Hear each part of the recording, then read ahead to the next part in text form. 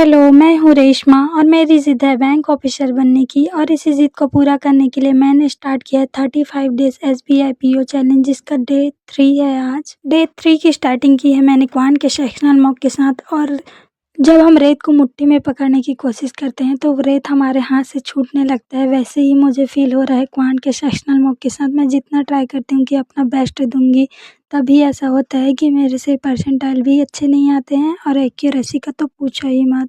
Mock में पहला ही question DI का था जिसमें 2 पाई चार्ट दिए हुए थे और परसेंटेज के बेस पे कैलकुलेट करना था जिसमें कि मैं परसेंटेज को ऊपर-नीचे लिख दी थी। इस वजह से मेरा आंसर नहीं आ रहा था। फिर मैंने उसको स्किप कर दिया था, पर स्किप करने में मुझे 3 से 4 मिनट लग गया था क्योंकि मैं बना के देख रही थी, बन ही नहीं रहा था।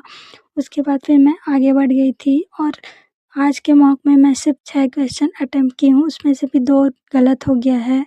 और आज मैं मॉक को तुरंत ही एनालाइज़ नहीं की हूँ, मैं मॉक को एनालाइज़ कल करूँगी क्योंकि मैं रोज़ मॉक देते रह जाऊँगी और कुछ भी इम्प्रूवमेंट हो ही नहीं पाएगा तो मैं डिमोटिवेट हो जाऊँगी। इसीलिए मैं सोची हूँ कि मैं आज मॉक को एनालाइज़ नहीं करूँगी, कल करूँगी और 1 दिन गैप दूँगी मॉक के बीच में और इस बीच में मैं अच्छे से प्रैक्टिस करूँगी क्वांट का।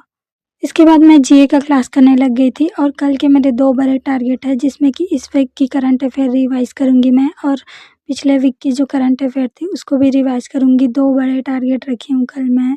कल मुझे एसबीआई पीओ मेंस का फुल लेंथ मॉक भी देना है। संडे के लिए आपके क्या-क्या टारगेट है आप मुझे कमेंट करके ज़रूर बताओ और मैं कल टारगेट पूरा कर पाती हूँ कि नहीं, आप लोग मेरे चैनल पे बने रहिएगा और कल की वीडियो में देखिएगा।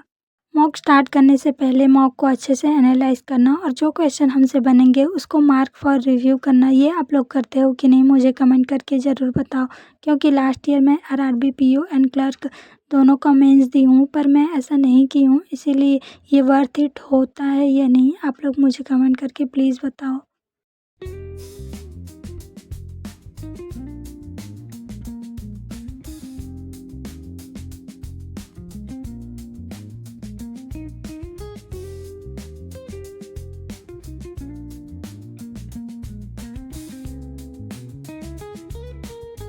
जीए की क्लास करने के बाद मैं लॉन्ग ब्रेक ली थी, तब तक 12 बज गया था। फिर मैं 12 बजे पढ़ाई करने के लिए बैठी तो मुझे बिल्कुल भी मन नहीं था कि मैं क्वांट की पढ़ाई करूँ क्योंकि मॉक देखकर मेरी तो हालत ही ख़राब हो गई थी। तो मैं सोची कि मैं रीज़निंग का स्टार्ट करती हूँ और रीज़निंग का मैं क्लास की, जो पूरा क्लास मंथ बेस्ड पज़ल पे था, प्री एंड मेंस दोनों कवर थे उसमें।